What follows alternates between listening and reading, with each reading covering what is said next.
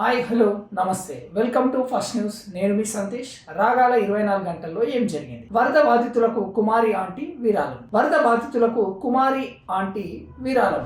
భోజన వ్యాపారంతో పేరు సంపాదించుకున్న కుమారి ఆంటీ వరద బాధితుల పట్ల పెద్ద మనసు చాటుకున్నారు. తన వంతు సాయంగా 50,000 రూపాయలను తెలంగాణ ముఖ్యమంత్రి రేవంత్ రెడ్డికి అందించారు. చెక్ అందించిన ఆమెకు సీఎం శాలువా కప్పి అభినందించడం విశేషం. ఆమె వ్యాపారం విషయంలోనూ సీఎం సహృదయంతో వ్యవహరించారు. బాలాపూర్ లడ్డు వేలం ద్వారా వచ్చిన డబ్బులను ఏం చేస్తారో తెలుసా?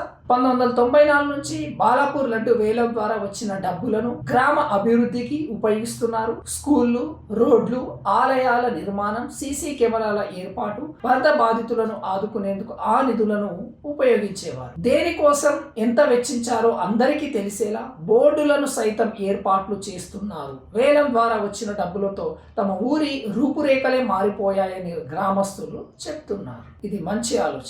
జానీ మాస్టర్ పై కేసు పెట్టిన బాధితురాలికి అల్లు అర్జున్ భరోసా. జానీ మాస్టర్ పై కేసు పెట్టిన బాధితురాలికి అండగా నిలిచిన ఐకాన్ స్టార్ అల్లు అర్జున్ ముందుకొచ్చారు. బాధితురాలికి తాను నటించే గీతా ఆర్ట్స్ నిర్మించే అన్ని సినిమాల్లో ఛాన్స్ ఇస్తానని ప్రకటించిన సినీ వర్గాలు పేర్కొన్నాయి. ఆమె ఇప్పటికే పుష్ప 2లోనూ పనిచేస్తున్నారని టాక్.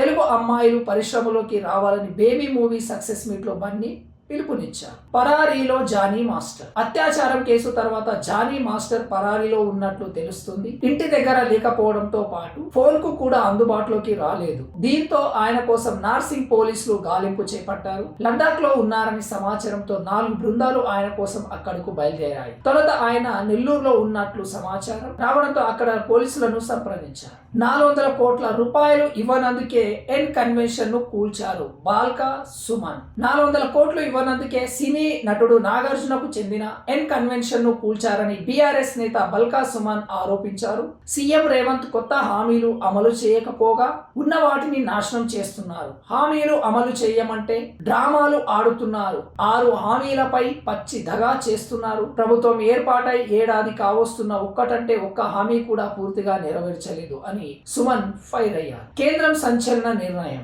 1 నేషన్ 1 ఎలక్షన్ జమిలీ ఎన్నికలు. 1 నేషన్ 1 ఎలక్షన్ కు కేంద్ర కేబినెట్ ఆమోదం తెలిపింది. రామ్నాథ్ కోవింద్ ప్యానెల్ నివేదికకు గ్రీన్ సిగ్నల్ ఇచ్చింది. పార్లమెంట్ శీతాకాల సమావేశంలో ఈ బిల్లును ప్రవేశపెట్టనున్నారు. అది చట్టంగా మారితే లోక్సభ, అసెంబ్లీ ఎన్నికలను ఏకకాలంలో నిర్వహించాల్సి ఉంటుంది. ప్రజాధనం ఆదా అవ్వడంతో పాటు ప్రభుత్వాలు వేగంగా నిర్ణయాలు తీసుకునేందుకు వీలవుతుంది. Very good. ఇది మంచి డిసిషన్. ఎందుకంటే ఒకే కాలంలో అన్ని ఎలక్షన్స్ జరుగుతాయి. అదే జమిలీ ఎలక్షన్స్.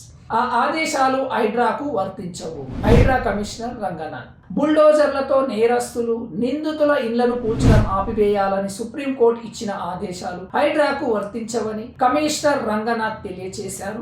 నేరస్తులు, నిందితుల ఆస్తుల జోలికి హైడ్రా వెళ్లడం లేదన్నారు. చెరువులు, నాలాలు, ప్రభుత్వ ఆస్తులు నిర్మించిన అక్రమ కట్టడాలను మాత్రమే తాము కూలుస్తున్నామని స్పష్టం చేశారు.